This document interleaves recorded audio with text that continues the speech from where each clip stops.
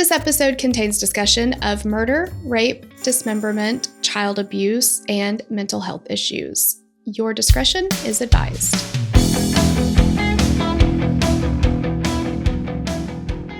In late August 1990, Gainesville, Florida, fell victim to a serial killer. Over the span of less than a week, 5 college students were brutally murdered in their homes. Police couldn't figure out who was behind the gruesome attacks, and the Gainesville community was absolutely terrified. Doors were triple locked, and roommates were sleeping in shifts. A suspect was jailed, but the DNA didn't match. Meanwhile, a man was jailed in Ocala, Florida, the suspect of multiple armed robberies. 2 completely different types of crimes, and no one suspected that the robberies and the murders were committed by the same person. To their surprise, they were wrong, and the man responsible for the Gainesville murders and countless armed robberies was actually already in prison. Unbeknownst to detectives, though, Danny Rolling's murders in Gainesville weren't his first. Rolling had killed before he'd even entered the state of Florida, annihilating an entire family all before he fearfully was dubbed the Gainesville Ripper. Okay. So this is a new thing for us. We're finally doing video. So if you're listening on the podcast version, then, hey girl, thanks. And if you're watching, hi. Hey. We're finally doing it. We We do want to give a hey girl thanks to Madison for writing this one up. She is our script writer this week. And we want to thank Larissa Lindsay, Kylie Noel, and Claire Nichols for requesting this case. Yay! Yay! Okay, so let us get on into it. Daniel Harold Rolling, who went by Danny, was born on May 26, 1954 in Shreveport, Louisiana, to Claudia and James Rolling. Claudia and James married when she was just 19 years old, and then less than a year later, she became pregnant with Danny Rolling. James, who was a police officer, was, to say less than enthusiastic is like understatement of the century. He was right peeved that she basically had the audacity to get pregnant. Yeah, he was cheesed off. And I'm pretty sure, if my memory serves me, I think it takes 2, doesn't it? I'm going to go again with Kerry Washington from Save the Last Dance. You can't crawl on top of yourself and get yourself pregnant. Well, I climbed on top of myself and got pregnant. Was that Kerry Washington? Heck yes, it was Kerry Washington. Oh my gosh, I didn't realize You that. need to rewatch Save the Last Dance. I really do. I love the soundtrack. Who doesn't? It's like one of the top soundtracks of our time, I think. Mm-hmm. Like yours and mine. Yes. But I also want to say, so there is an episode about this case on World's Most Evil Killers. I love that show so much I can't even contain it.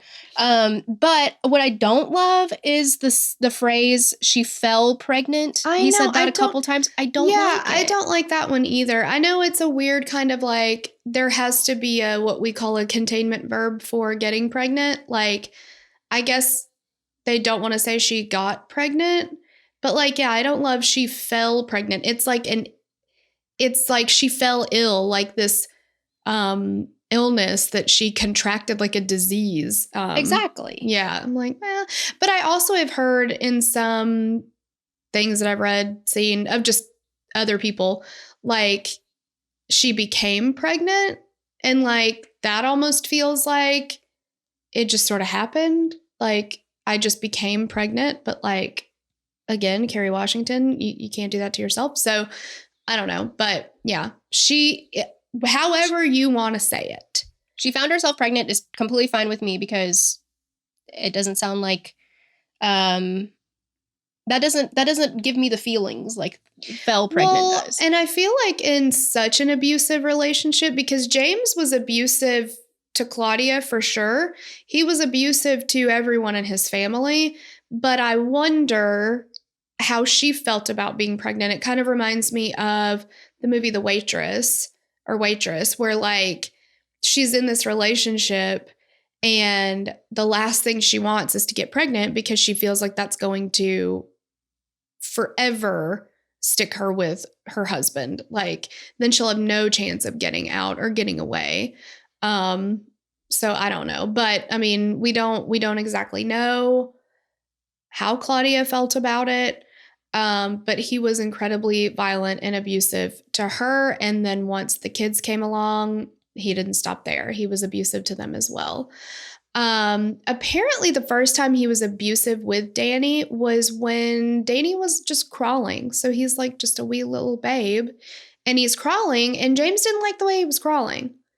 So he beat him or kicked him down the hall or like, and kids crawl differently. Like there's the way it sounded like Danny was crawling was almost like that little army crawl where you're kind of like dragging yourself. You're not up on, all fours, and plenty of kids do that and it's fine. Like, but he didn't like it. And I kind of feel like James was he wasn't going to admit that something was wrong or different with his kids. Like they had to be what he deemed normal.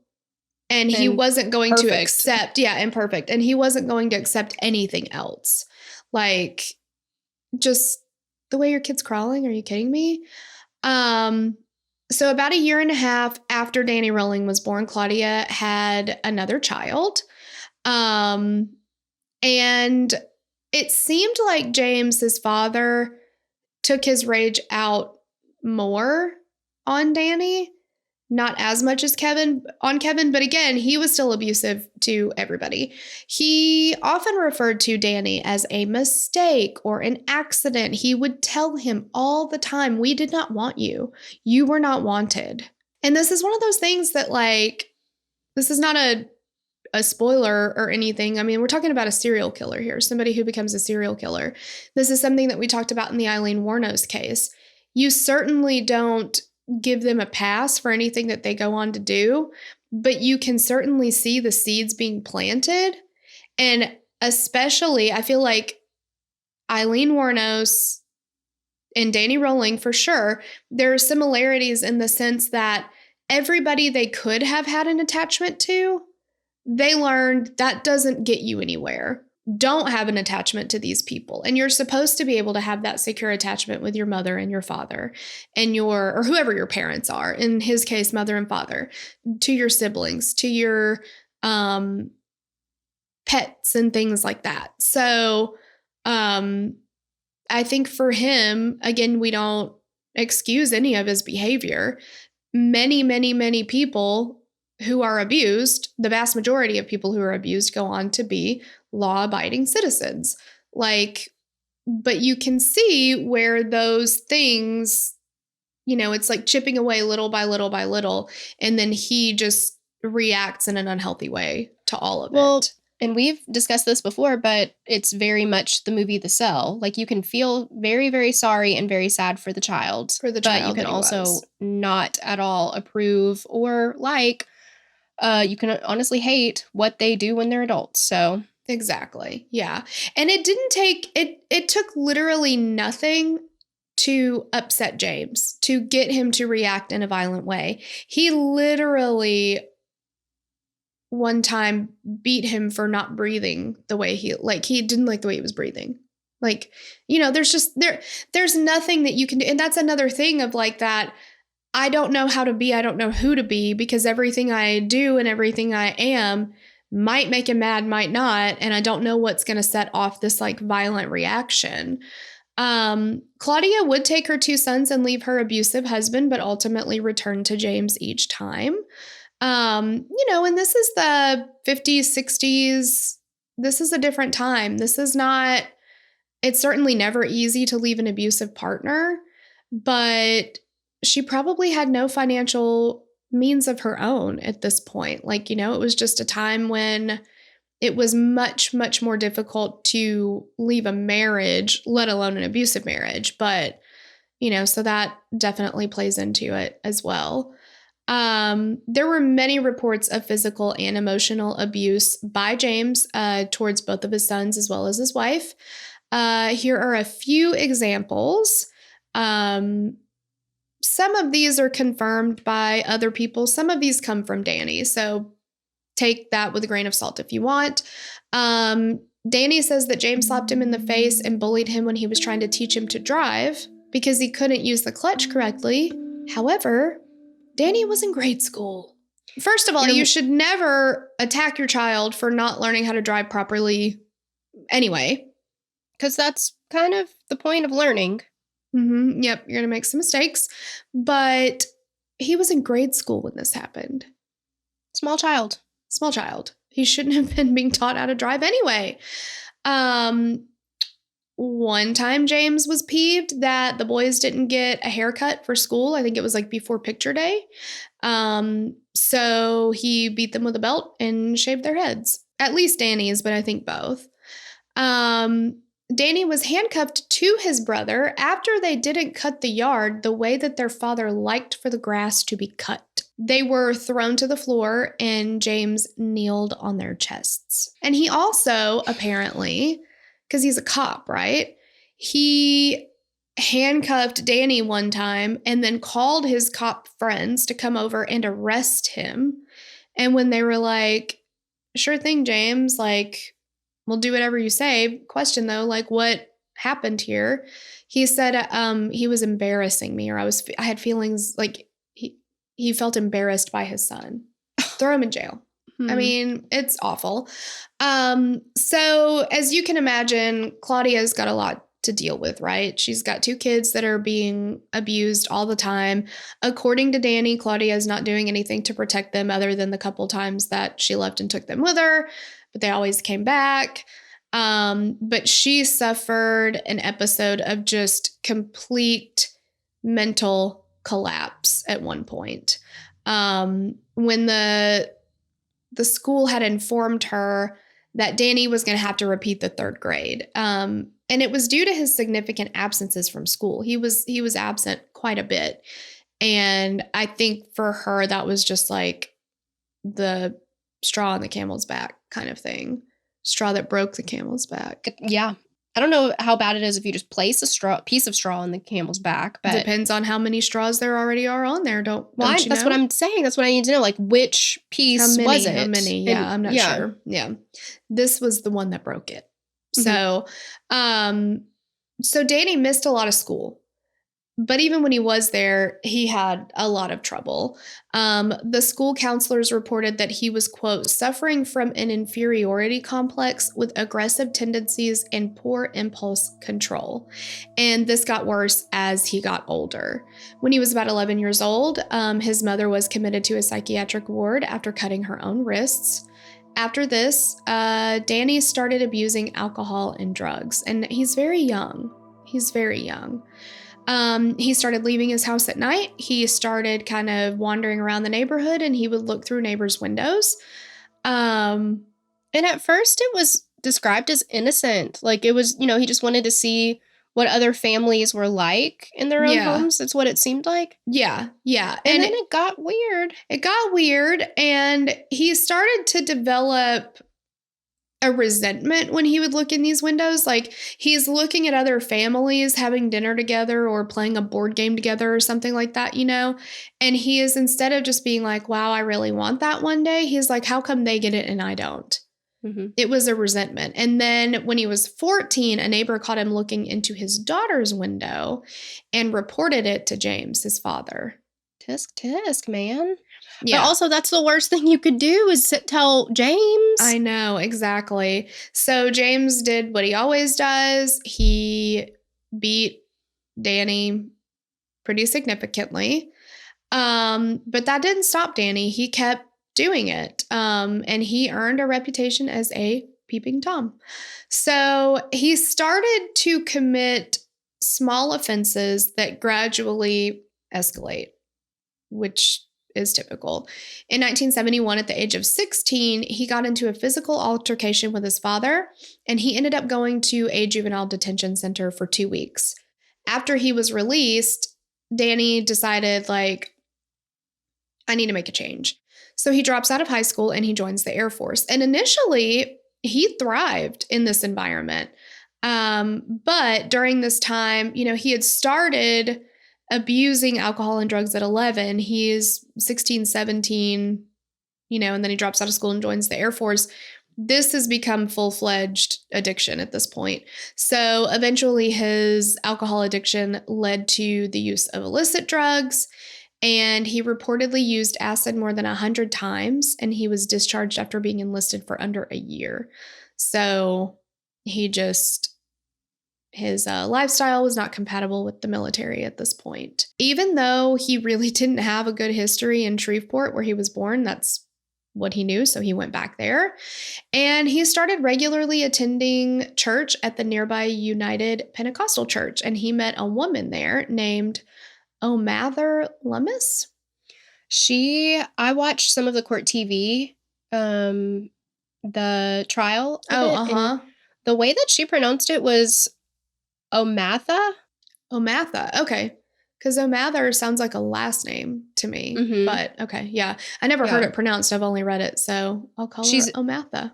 Incredibly soft-spoken, though, so I think that's how she pronounced it. But okay. So 6 months later, in September of 1974, the two are 19 years old. They get married. In 1975, now I'm like questioning how I want to say this. She found herself pregnant with a baby girl, and she gave birth to Kylie Danielle that same year. And after this, Rolling starts feeling the pressure of being a husband and a father and a provider and all the things. And they're both so young. They're so young, yeah. So his drinking increases. He starts using marijuana, smoking the doob. How many pots do you think he's smoking? At least 7. I can't say. I don't know. So his behavior starts becoming erratic. He stops attending church. He starts disappearing in the middle of the night with no explanation. And one night, Omatha opened the door to 2 police officers, and they said they were looking for Danny because he had several reports of him peeping into neighbors' windows. Like, he does realize that people recognize him in his neighborhood, right? Like, and I think also maybe he didn't know, but windows are not one-way mirrors. Or are they called two-way? I don't remember, but you know what I mean. Like, yeah, just two-way. You can see in, but they can also see out. They can see out. They are in fact windows. Sometimes I forget that in my car. I'll be like looking at somebody. I'm like, what are they doing over there? And I'm like, what are they looking at? Oh, I'm looking at them. That's why they're looking at me. They can see me. Okay. Yeah. Exactly. Yes. Exactly. So he had the cops called on him, and she said that James, Danny's father, had offered to pay for counseling for Danny, and she tried to tell him how disappointed she was in him, but Danny just responded with violence towards his wife. So, and again, go ahead. So sorry. I was just going to say, certainly not acceptable in any way, shape, or form, but he's mimicking what he knows now. Well, that's exactly what I was going to say. So if I was able to interrupt you in peace, I could have said that. I'm so sorry. I'm so sorry that the beginning of your sentence was interrupted by the middle of mine. Yeah, thank you. Thank you for for apologizing. Yeah. So after a really bad fight, he held a shotgun to her head and threatened to shoot her. And after that, she took the baby and she left. And she never looked back. After leaving her abusive husband, Omatha said that Rolling's parents came by to visit her and the baby often, and that James would make sure that she had enough money to pay for whatever they needed, which is really weird. I know. Even the James offering to pay for Danny to get therapy like that, or counseling, excuse me, that's a curveball character trait. Like, I did not see this coming. Exactly. It doesn't make any sense. I don't know if he just was saying that to say it, or maybe I can only speculate. I don't know, but maybe he had some big change in his life where he is now, I don't know. Yeah, I don't know, because it would seem very weird that he would all of a sudden be kind to this woman. But maybe she was outside of the fold enough that he's still maintaining that facade with her. Yeah, could be. I don't know, but it is weird. And the only time she saw Danny after that, he was attacking her new boyfriend. So don't do that. No, don't do that. And kind of tracks. So she's just like, oh, Danny. She filed for divorce in 1997. At this point, Danny is 23 years old, and he was absolutely devastated. I'm sure he didn't see it coming at all. Yeah. Here's the pitch, slow and straight. All you got to do is swing. You're a hero, but he's a zero. Mm-hmm. Yeah, that's a little Weezer for you. Around the same time, while Danny was working his job at a local bakery, he had an accident with a bread slicer, and it cut off part of his finger on his left hand. Yikes. Shortly after that, he was involved in a car accident where he was responsible for the death of a young woman. Things are going downhill. Incredibly. And we do know that he has a pretty severe alcohol issue. So I wonder if he was drinking and driving and that's what caused this accident. Like, I just don't know. But, I mean, yeah, a lot of stuff's going on now. Yeah. So at this point, he's feeling more alone than ever. He's completely crushed that his wife has left him. And he stole James's gun and he went on a spree of armed robberies throughout the entire state of Louisiana, Mississippi, Georgia, and Alabama. And he spent the next several years in and out of jail, committing more robberies, and reportedly several rapes. In 1989, after having spent a combined total of 8 years in prison or jail, he goes back to Shreveport. He was 35 years old and had essentially accomplished nothing. So he starts working at a local restaurant, but in November of 89, he was fired for missing a shift. Now, Danny says that his bosses changed the schedule and they didn't tell him. So he didn't know that he was missing a shift. Right. He was supposed to be off and then he didn't look back at it or whatever. And they changed it on him. And he's like, what? I didn't even know I was supposed to be there. And yeah. So that's his story. He's very angry about this. He's very feels slighted about this, that like this boss was out to get him or something. And was she Dr. Yardley in the Most Evil Killers? Was she a forensic psychologist? I forget what her. She's something like that, I think. Mm-hmm. But she called him a grievance collector. Yes. You know, like it's even little things. If you did something that he viewed as being slighted or wronged in any way, he would put that in his pocket and save it for a later date, you know, like. Well, and it seemed like resentment fueled him. Yes. Yeah. That's the only emotion that seemed readily available to him is anger and resentment. Like, you know, so he screams at his manager. He argues with him about this wasn't my fault. You know, you were wrong about this and all this stuff, all that.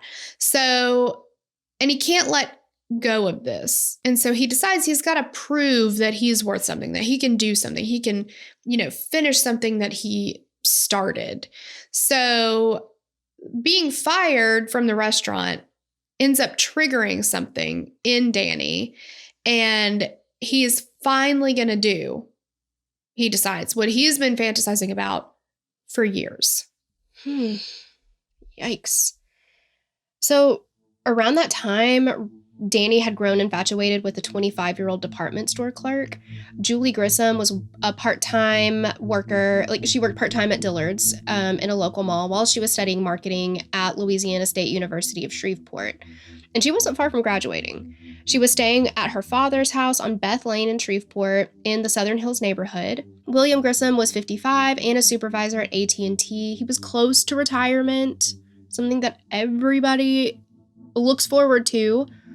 And one weekend in early November, William's grandson and Julie's nephew, 8-year-old Sean, was visiting. So, unbeknownst to Julie, on the evening of Saturday, November 4th, 1989, Danny followed her home. He snuck around the yard, watched Julie inside of the house with her father and Sean, and the back door of the house was unlocked that evening. So Danny goes inside, and he ends up killing all 3 of them. It's one of those things, like, obviously you don't want anybody to be killed, but, like, an 8-year-old kid, man. I know. Could you? I know. Like, there's so many times when, like, if somebody's going to break into somebody's house, if they realize that people are home, they will be like, well, I'm not going to go to that house. Or, I don't know. It's just like 8-year-old child. It's such a heinous act, yeah. And not that Julie should have been targeted, but her dad and her nephew were not the targets. Yeah, She they're should not just have died. collateral damage to Danny Rolling. Yeah, absolutely. It's so senseless. And like, why? You're infatuated with her, so you want to murder her? Like that? Well, none of yeah, that and makes like, any sense. so he's infatuated with her, but the underlying why is I'm going to prove to my dad that I can finish something I start, that I'm worth something. Like, maybe finish why don't you go back to school? Get your, I don't know if he had his GED, like there are other things that you could do that you could finish to just be like, see? A painting, even? I'd be happy with a painting. Sure. Yeah. Literally anything. Literally anything. Anything other than what he actually did, so. Yeah. The following Monday, which was the 6th, Sean's mother tried to contact William and Julie multiple times, but she couldn't get in touch with them. So she called the police around 8:30 a.m. and she told them, I haven't been able to talk to my father-in-law. Sean's supposed to be home that day. And officers called William's neighbors to see if the home was unlocked. At the far end of the driveway, the newspapers from Sunday and Monday were untouched. Lights were on in the home, and the door to the utility room off the garage was unlocked. As soon as they opened that door, the neighbors found a body blocking them from completely opening the door, and they ran out of the house immediately and called the officers. When the police entered the home, they found that the body blocking the laundry room door belonged to William. He was slumped against the door, dead from several stab wounds in the back and chest. Sean was found in the family room, lying face down on the floor with one knife wound to the back. And he was stabbed with so much force that the knife had pierced his back and then went through his chest. And one of I think it was he worked at the, oh my gosh, like a medical examiner? Or, yeah, I think he was a medical examiner. Yeah, he said that it was, unreal force that he used to murder Sean, but that the knife stuck in the floor. It was so, yeah. That's bad. I mean, that's some rage. Mm-hmm. Yeah. And for what? Like, what are you so mad about? That This is the answer to you. It just doesn't make any sense. Julie was found naked, laying partially on a bed. She had been stabbed 3 times, and after stabbing Julie to death, Rolling cleaned her body, he put her clothing in the washing machine, and then he placed her in a very provocative position. Yeah, Police go ahead. I was just going to say this is something that he's going to... That becomes his MO. Yeah. Yes. Police believe that the 3 had been murdered around, between 6 and 8 p.m. on Saturday night, and they found no signs of forced entry or robbery. They described the crime scene as neat, with only slight signs of a struggle. Officers had several leads throughout the week following the murders, but nothing led them to the killer. But evidence led them to believe that Julie had been the intended target. Rolling returned to his life at his parents' house. That's just 10 minutes away from the Grissom's house.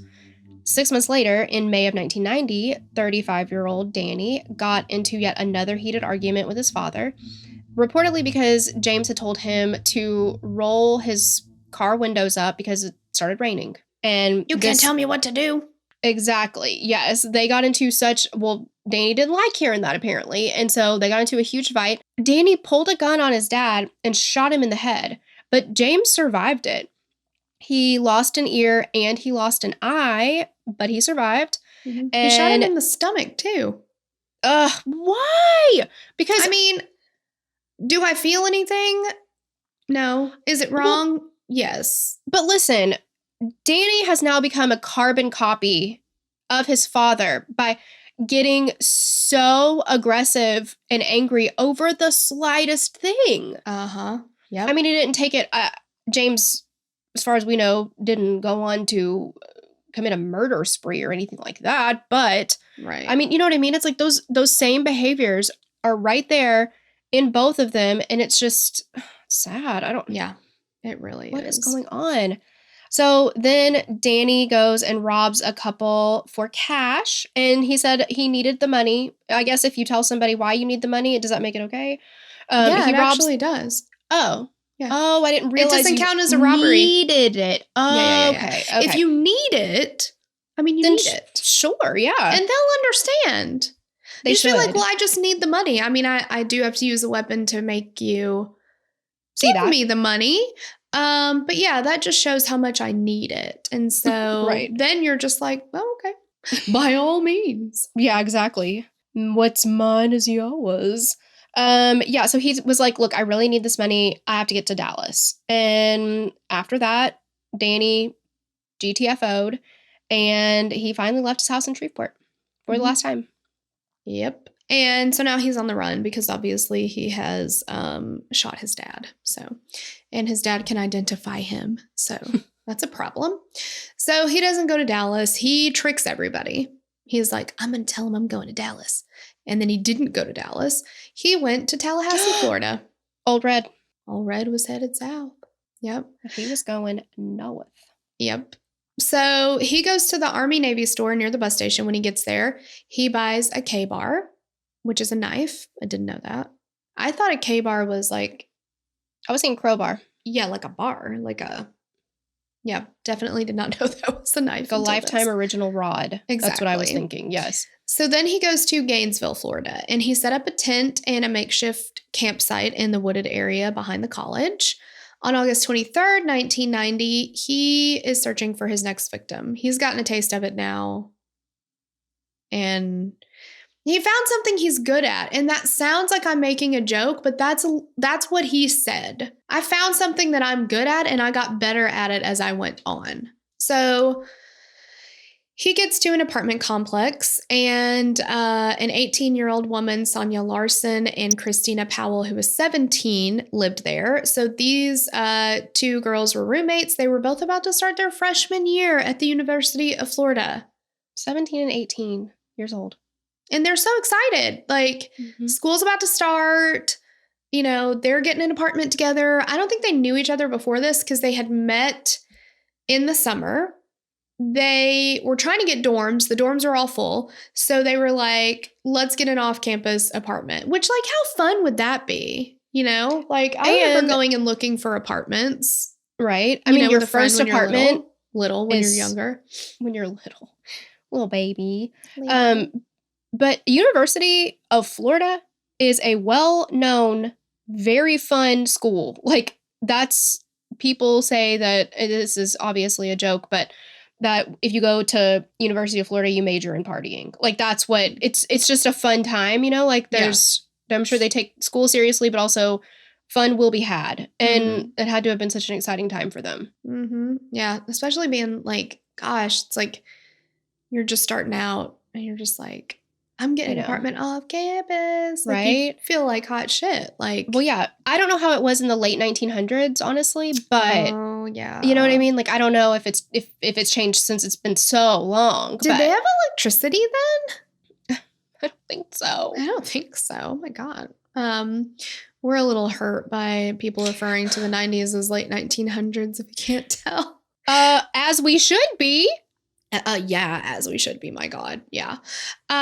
So they are moving into this. I mean, they had just moved into this apartment. Like, the phones weren't even set up yet. Yeah, they hadn't even set up the phones yet. So Danny follows them around. He watches them through the windows of their apartment that night, as he does. And then in the early morning hours of the 24th, he used a screwdriver and his K-bar knife to gain entry through their back door. And this was his signature, like, the tools he used and his method. He would use a screwdriver and the K-bar, and he'd get into these houses. So when he goes in, what? Is it fair to say that the duct tape is a tool as well? Not to get in, but you know what I mean. Yeah. Oh, yeah. He definitely has a whole kit, for sure. So when he goes in, Christina is asleep on the couch. And he said that when he saw her there, he decided, like, she was the one he wanted. So he was going to save her for last, which is horrific. So he goes upstairs. Sonia's asleep in her bed. And he attacks her as she's asleep. He covers her mouth with duct tape so that he can muffle her screams. He stabs her to death, keeping her quiet so that Christina wouldn't wake up. He does sexually assault her during this attack. Then he goes back downstairs. Christina's still asleep on the couch. He wakes her up. He covers her mouth with duct tape. He binds her hands behind her back, and he takes all her clothes off, and he rapes her as well. He's got a knife to her throat while he does this. Then he turns her onto her stomach, and he stabs her 5 times in her back. And just as he's done in Shreveport with Julie Grissom, he cleans them up, he poses them in a very provocative manner, and he flees the scene. And I did also read somewhere that he may have had sex with Sonia's corpse again before he left. And he took a shower there. This is the house where he takes a shower, right? Or does he do it at all of them? So he's not worried about, he knows he's got plenty of time.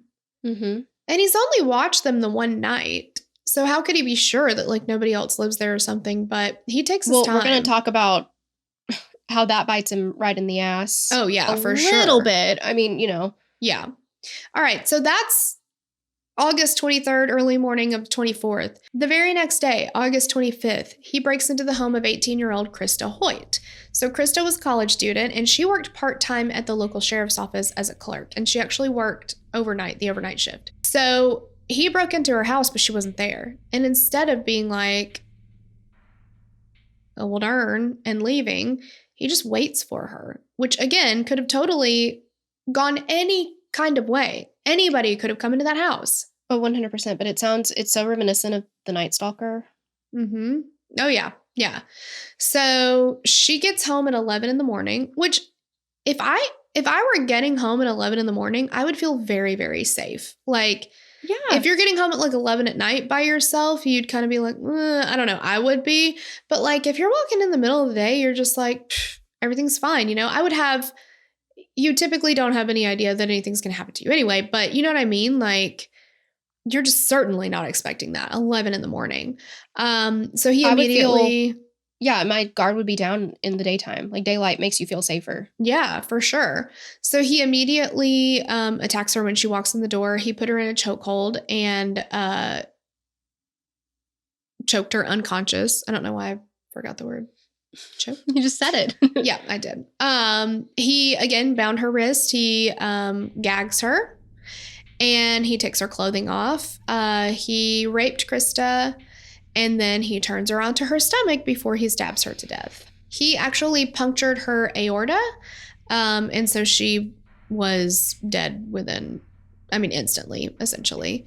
He cleaned up her body, and he posed her also in a very provocative manner. This is different, though. Now, for whatever reason, he chooses to decapitate her, and he places her head in a way where it looks like she's looking at her own body. And they said in the World's Most Evil Killers that there are some people who, because I've heard of people doing things like that, but I didn't really know. I'd never heard it explained like a possible why. But he said that some killers will do that because they almost have this feeling of like once they've killed somebody, that they're not really dead. And so the act of separating the head from the body is like, you're sure. But then to have her look at her own body, like, and they also said that him posing them in this way is like kind of his souvenir. He did cut off parts of some of their bodies and either just leave them places or take them with him as like a little souvenir, I guess. But instead of like taking pictures so that he can remember it, he would pose them, and that would kind of be his like mental snapshot so that he can continue. Don't you feel like, I mean, there's so many similarities between The Cell, the movie, in this case, like for him to pose the bodies, and I'm also getting some like Ed Kemper vibes. Yep. Yeah. Co-ed. Yeah.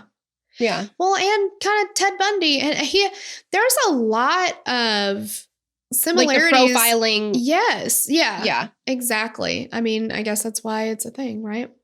Who knew? Exactly. Maybe the FBI's onto something. Yeah. We should tell the FBI about this. We totally should. There We are totally should. similarities. They need to be onto that. Yeah. So at this point, he's killed 3 students within the span of 48 hours. I mean, that's you usually have a period of time where they're coming down from the high of the kill, but this is like right one after the other. It's like hitting the ground running in the worst way. Exactly, the worst way. So by August 26th, Christina and Sonia's parents have become very concerned.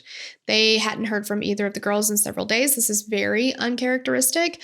Like Tori said, the phones had not yet been installed in this apartment, so they couldn't call. So Sonia's parents talked to Christina's parents, who agreed, like, let's go. Christina's parents said, we'll go to the apartment. We live closer. So they get there and there's no answer at the door. And they asked a maintenance worker for help. He called police to accompany him and his manager into the apartment. When he goes in, the maintenance worker, he breaks down the door. The manager goes in, and then the police officers go in, and then Christina's parents go in too. They see Christina's body first, and the maintenance man ran back out of the apartment. He's screaming, and then he just throws up everywhere.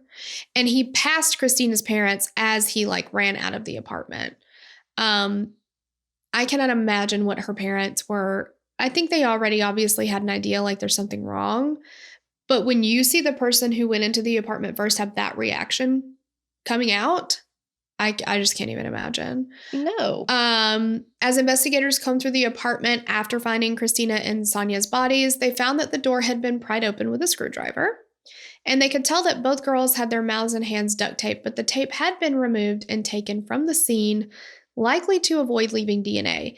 This is one thing that Danny Rolling, they say he ends up being diagnosed with some different mental illnesses.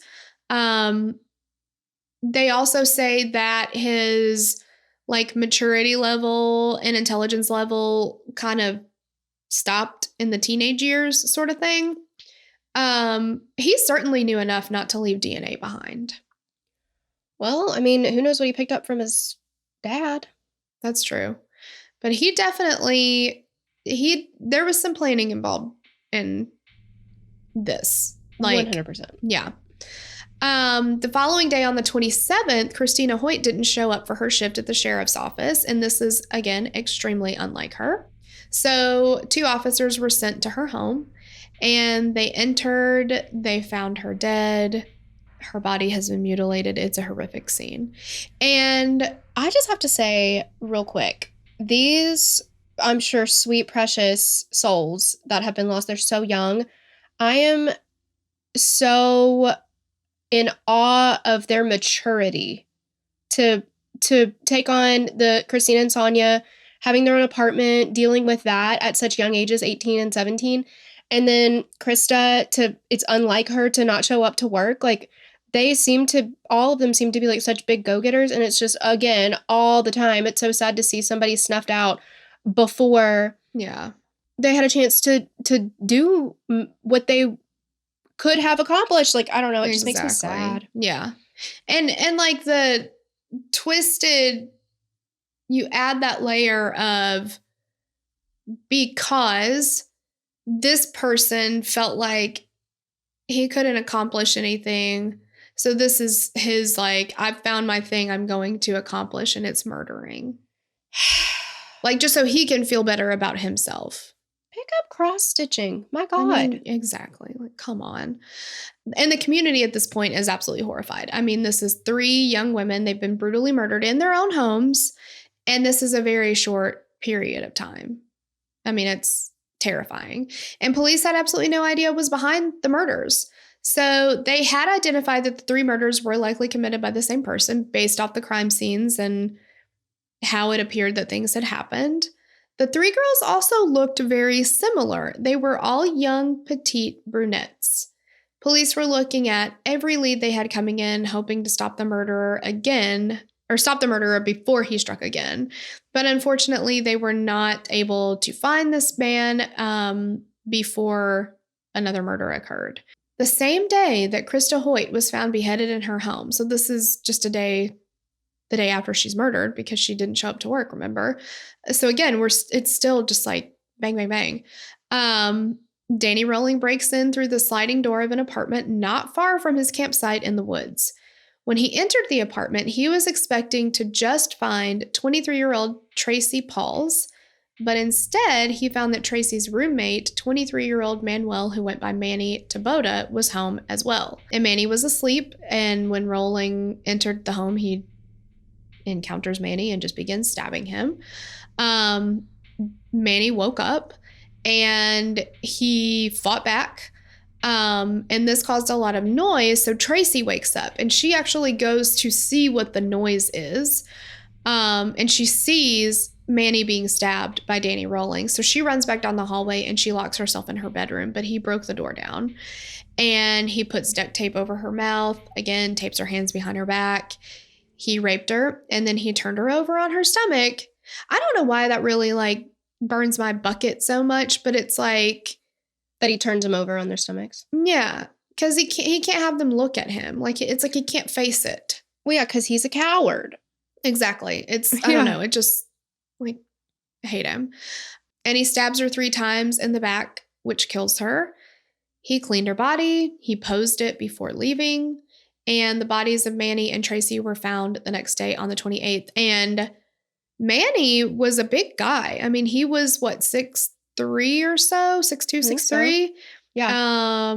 He is a very active guy. He's strong.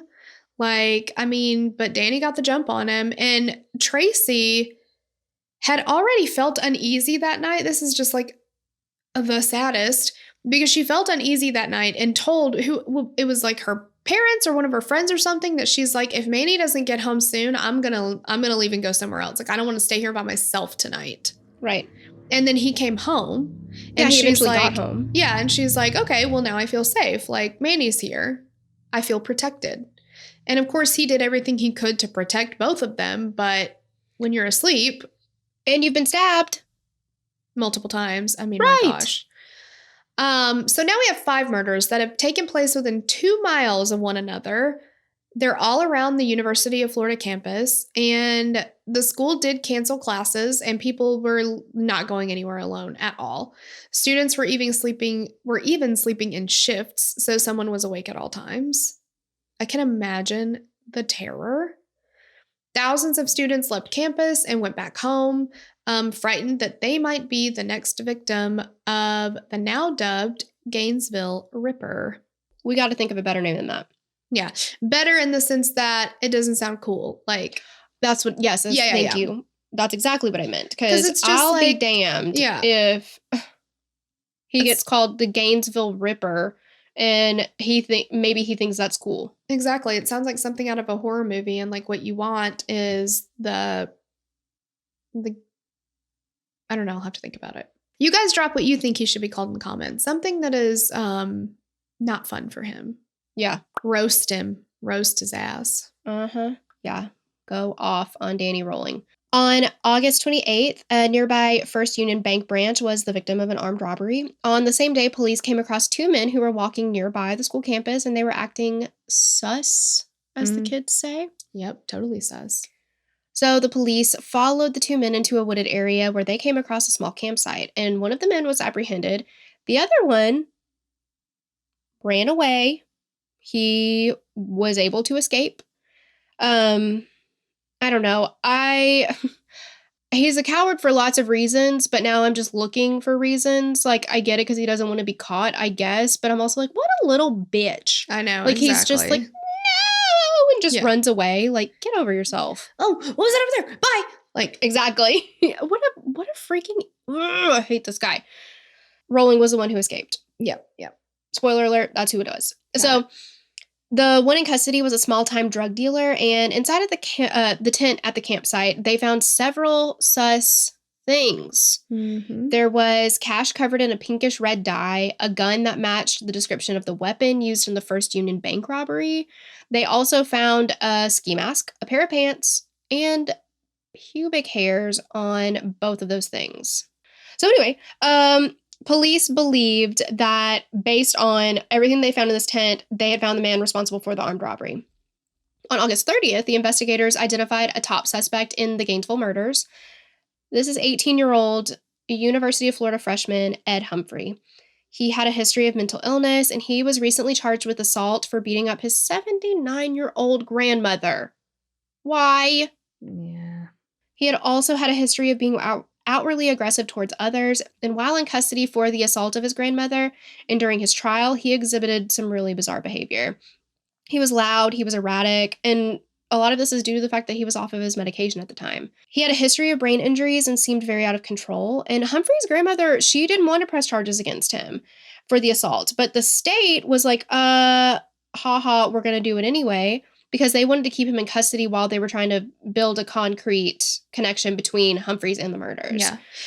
I mean, it makes sense why they thought he might be good for it, just like with his aggressive behavior. And apparently he also lived in the same apartment building as two of the victims. Mm-hmm. You know, he's in the same vicinity and all that, but I mean, wrong.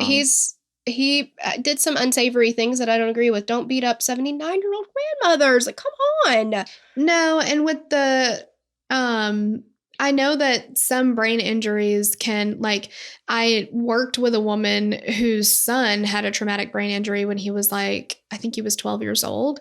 And before that, he was a very kind and gentle child. And after that, he was hitting them very often, and he was very violent and aggressive and erratic in his behavior and stuff like that. So I know that that can definitely lead to some things, but I don't know. It also kind of just it frustrates me a little bit that she didn't want to press charges and they did. And I'm fine with that because, you know, he shouldn't assault her. Like, okay, fine.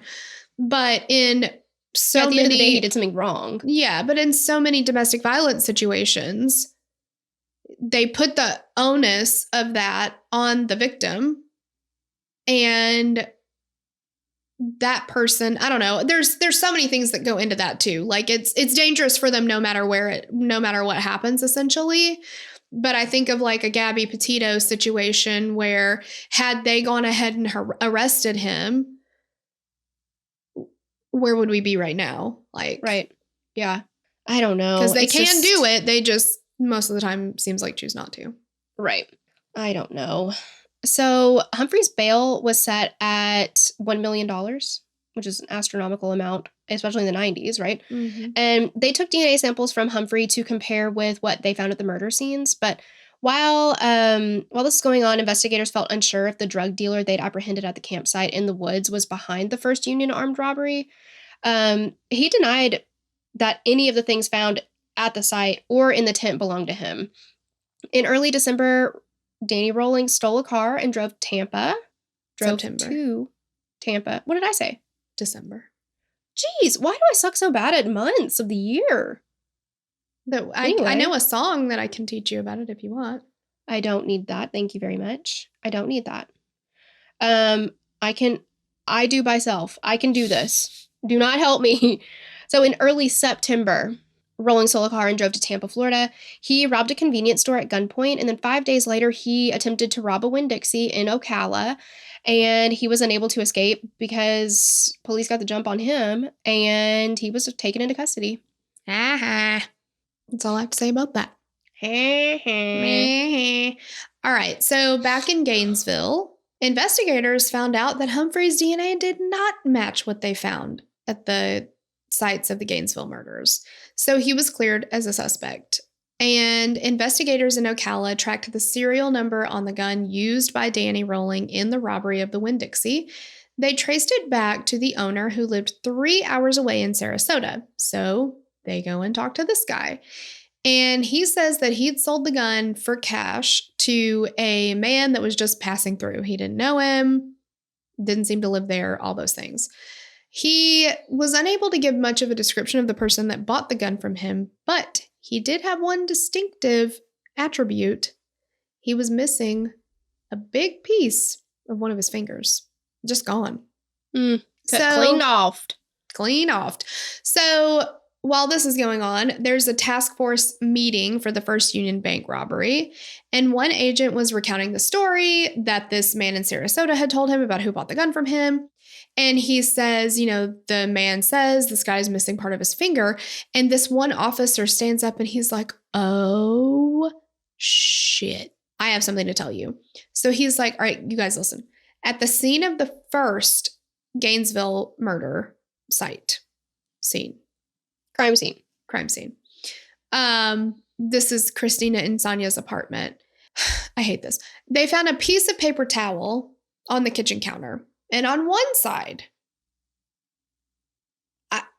this is so detailed. I just don't understand.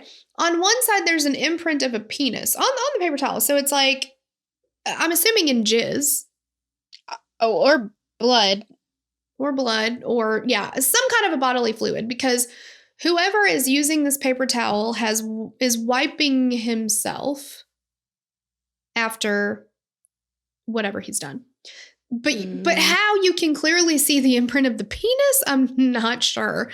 But anyway, that was there. But on the other side of that paper towel, so presumably you've got your paper towel here, you have your hand on one side, your dick on the other, right? So your hand is here and you're like, oh, yeah. And then, yeah. So, yeah. But right. Like it's, and then. So on this side where he's pressing it into when he's wiping, there's an imprint of, you can see the fingers, but one of them is missing. Uh-oh. So here's the situation. Now we've talked about the fact that Danny Rolling has an MO of he raped his victims. And I heard the words and I know what that means. And I accept that happened. But when we talk about him wiping his dick off after, I feel like I'm glad that they had it, because what did it do for them? This is a great piece of evidence. I don't want to think about it. Just for personal reasons, I don't want to think about It's very unsettling. His pecker. But at all. It's very unsettling. Yeah. Just pull your pants up and go on. I don't know. I just... Blech. But again, thank you for doing it. But exactly. Yeah, so now they know that the bank robber and the Gainesville Ripper, they're the same man. Except that they just didn't know who that man was. But they knew they were the same. Just now we got to find the man. So the crime lab starts re-examining all of the items found at the campsite in comparison to everything they found at the murder scenes. The ski mask in the tent had fibers on it that matched fibers found on the duct tape at the home of Tracy and Manny. Pubic hairs matching Krista Hoyt were found on the sleeping bag. There was blood on a pair of pants that matched the blood of Manny. A screwdriver was found that matched the marks left at the murder scenes where access to the homes was gained using the screwdriver. With the 5 murders in Gainesville having gained so much public attention, officers in Shreveport noticed that there were similarities in the Gainesville murders and the still unsolved triple murder of the Grissoms. So they go to the task force and they're like, hey guys, this is what we have. What do you got? So investigators, once they compare these two, now they believe the man behind the murders and the bank robbery had either fled or was in prison since, after this, there have been no other crimes. So they're like, why would he stop all of a sudden? I mean, he was day, murders each day, and now there's just radio silence. So something's going on. They made the decision to test the DNA of all inmates in Florida who'd been arrested in the last 3 to 4 months. Good for them, man. Smarty pants. Yes. And on January 24th, 1991, testing revealed that the DNA found at the murder scenes matched an inmate who was in jail for a grocery store robbery. 36-year-old Danny Rolling. And you know what? One would think, isn't robbing banks and grocery stores just really, really, really, really increasing the likelihood that you're going to get caught? You would think so. If he hadn't been doing those robberies, I don't know when he would have been caught. Right. Absolutely. But he just can't get no, enough. it's not smart, but it bought him some time to do it in a different county or different city because, they had no way of knowing, like, oh, well, what about that guy? Until they did. But still, it's like, I don't know. Yeah, I don't know about all of the bank and grocery store robberies in the world, but I would think banks for sure. It's like, that's a tough one to get away with. I don't know. Yeah. Anyway, I don't think that you should ever do anything like that, but you can be guaranteed to know that I will never do anything like that. Like, I don't know. Mm-mm. So, Danny Rolling was brought in to be questioned by investigators about the murders. He was extremely nervous during the interview, and when the detective offered to show him photos from the crime scene, this pisses me off. He wouldn't look at them. He said that he did not want to see them. Why? You took so much pleasure in doing it. And posing them and staying there for plenty of time afterwards, yeah. We know you took a mental snapshot of it. Like, you can't look at them now. So ridiculous. So, on September 18th, 1991, Rolling was convicted of 3 counts of attempted armed robbery and 2 counts of aggravated assault of law enforcement. He was sentenced to life in prison. On November 15th, 1991, a grand jury indicted Rolling on 5 counts of first-degree murder, burglary, and sexual assault. He pleaded not guilty to all of the charges. It's a total asshole. Mm-hmm. Freaking idiot. He pleaded not guilty to all the charges, but began to give confessions and details through another inmate. And the inmate gave all of this information to investigators. So now he's got this go-between, right? Where he's like, and if you'll refer to my friend here, he will answer all questions for me. It's so weird. Yeah. But then finally, Danny Rolling started talking to investigators directly, and he blamed all of his actions on a personality disorder. He listed a couple different personalities. What was the one named? It was like, not Diablo, but it was something like that. It was he said he was kind of like a Jesse James type of personality. Oh, yeah. I don't remember the name of it. Yeah. He named a few different ones. Yeah. He named a few. This one is like this and this one is like that. But he said the one that was responsible for all of the murders was Gemini. And nobody really believed what he was saying about these different personalities. So while he was in prison in Florida State Prison, Danny began exchanging letters with a freelance reporter and writer whose name is Sandra London. London had recently published a book that was a collection of stories and drawings from Gerald John Schaefer, who was a former police officer who'd confessed to more than 30 murders. Rolling had seen London's work and asked if she would tell his story. London said that during their exchange of letters, after about 8 or 9 months, they gradually developed feelings for each other. And he confessed his love for her and sent her romantic poems. London tried to visit Rolling several times, but she was denied for differing reasons. They told her that their friendship was absolutely not going to lead to marriage. And finally, they decided to just go ahead and just get hitched anyway. But the jail told them that they could not do it in person. They remained engaged as London obtained a special visitor's pass from an officer at the Florida Department of Law Enforcement. And she finally met her fiance for the first time. And she described her first impression of him. She said, quote, yeah, this is what she says, like, now. Yeah, yeah. Funny how things change.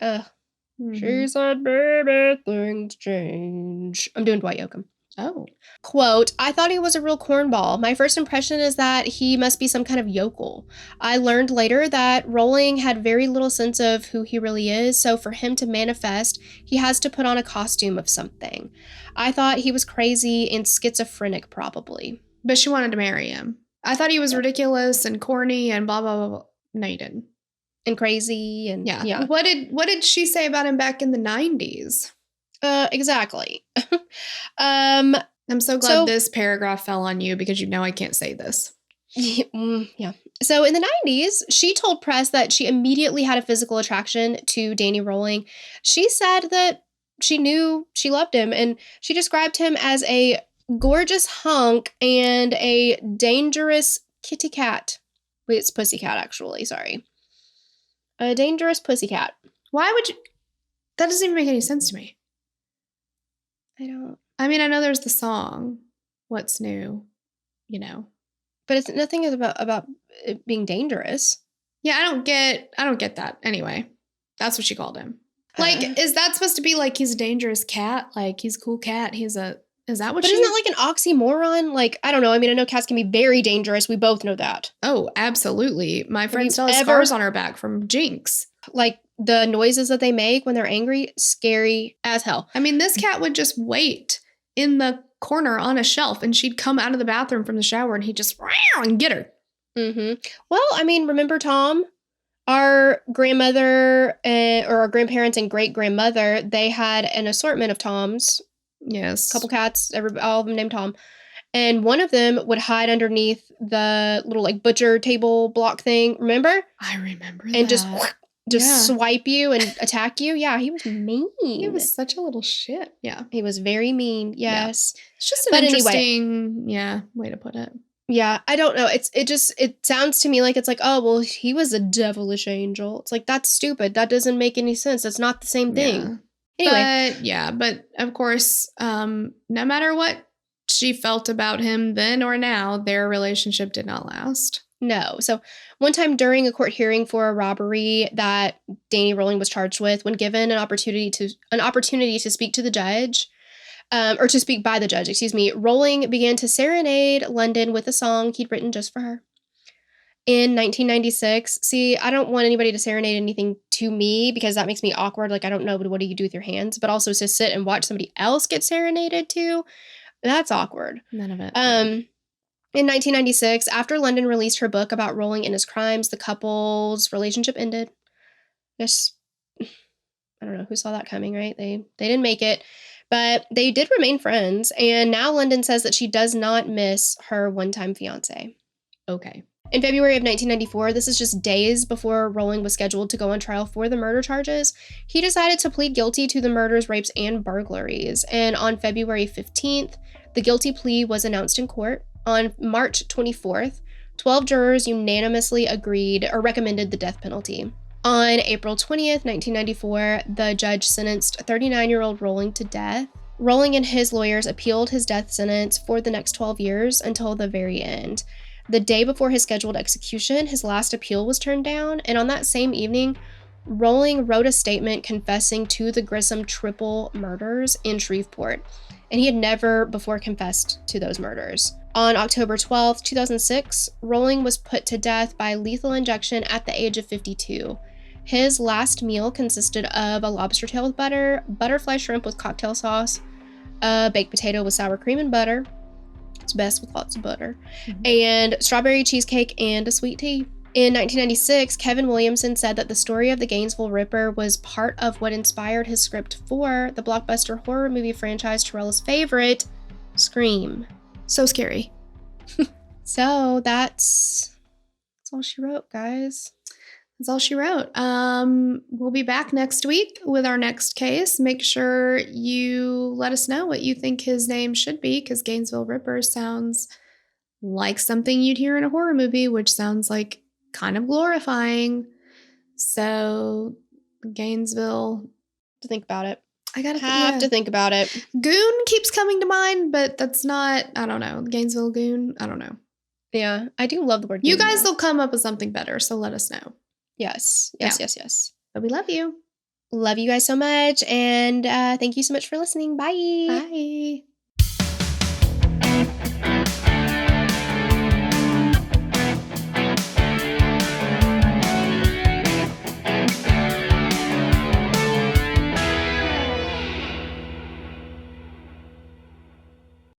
Can I just tell you? Yeah. I recently, because in several cases we read about pubic hairs, like they're part of a case. And I got to thinking the other day, I'm like, why do we have pubic hair? Like, because our eyelashes, I know that they serve a very distinct purpose. They're protecting your eyeballs. That's exactly what pubic hair does. Yeah, but I was like, does our pubic areas need that much protection? But yeah, I guess. But the other reason, Tori, and this really grossed me out. Other reason that we have them. So one is to protect your gonads and whatnot from bacterias and danger things, I guess, or whatever. Sure. The other thing is to reduce friction during sex. So, and this is what the article said, and it was disgusting. Okay. It said, hair against hair, is less uncomfortable than skin against skin rubbing. I disagree. I didn't like anything about that. I was like, ugh. I don't know. I don't know. I have started I've taken to shaving my arms. And when I rub my finger, like if I'm like, oh, do I need to shave again? That didn't feel great when it's like kind of coming back in, So I'm guessing that wouldn't, I don't know. What if you get your twisties in a tangle? Sure. I mean, I guess it depends on how long. I don't want to have this conversation anymore. Yeah. And we're not pube shamers. Whatever you do with your pubes, that's fine. That's fine. It's just, I just looked it up and I just thought, reading the sentence that hair rubbing against hair, I'm like, yeah, I don't like that. I'll say this right now. I had a conversation with a friend of mine recently. I don't know why we talked about, yes, I do know why we talked about it. She's disgusted by different sorts of milks. She's got severe dairy preferences.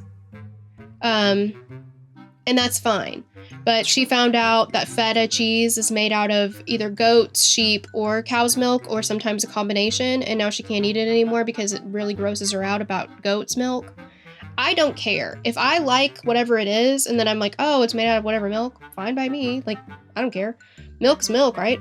Then she was like, wait, do you think other animals have milk? And I'm like, yes. She was like, do you think ferrets have milk? Yeah. Rats have milk. Yeah. Whales have milk. And then she looked it up. Do you know that whales have mammary slits? I can't believe I said it out loud. Slits. I don't like that, but at all. What's a slit for your mammary? I don't know. Does it tuck back? You tuck it in? And then when you have the baby, after whales their gestation period is so long. It's like 14 months. And then after that, they're like, let me just pull out my boob. I don't know, but they're called mammary slits, and I found out about this. And if I know it, then you're gonna know it too, and I don't like it. I don't like that either, no. All right. And I also found out during this conversation that elephants are the only mammals that I know of, there might be more, but the only ones that I know of that have front boobs and not back boob udder type of situations. I didn't know that either. I got them right behind here. Interesting. I know. All right. Well, good to know. Anyway, that was a little lesson in science and animals for everybody. We're very scientific over here. Yeah.